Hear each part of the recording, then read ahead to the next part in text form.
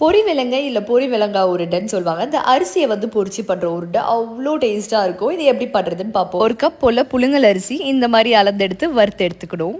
அரிசி கொஞ்ச நேரத்தில் இந்த மாதிரி பொரிய ஆரம்பிக்கும். பொரிஞ்ச பிறகு தனியாக எடுத்து வச்சு ஒரு ரூம் டெம்பரேச்சரில் நல்லா ஆற விட்டுட்டு ஒரு மிக்ஸி ஜாரில் மாற்றி இந்த மாதிரி கொரன்னு அரைச்சி எடுத்துக்கணும். ஃபைனாக அரைக்கக்கூடாது, இந்த மாதிரி கொரன்னு. 200 கிராம் அரிசிக்கு 150 கிராம் வெல்லம் வந்து எடுத்துக்க. கொஞ்சமாக தண்ணி ஊற்றி இந்த மாதிரி திக்கா தேன் பதத்துக்கு வந்தோட ஸ்டவ்வை வந்து ஆஃப் பண்ணிடலாம். இப்போ கண்டிப்பாக அதை வடிக்கிறோம். இந்த மாதிரி வடித்து எடுத்துட்டு இது இருக்கட்டும். இது சூடாக இருக்கும் போதே நம்ம வந்து ஒன்று பாதியாக அரைச்சி வச்சிருக்கோம் இல்லையா பொரி அரிசி, அதை வந்து இதில் வந்து சேர்த்துக்கலாம். இந்த அரிசி மாவை கொஞ்சமாக சேர்த்துட்டு நல்லா வந்து கலந்து விட்டுக்கலாம்.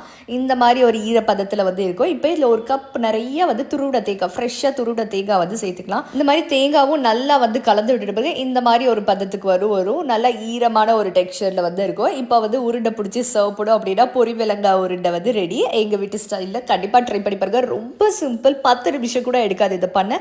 நெக்ஸ்ட் டைம் போர் அடிக்கும் போது இந்த மாதிரி ஸ்நாக்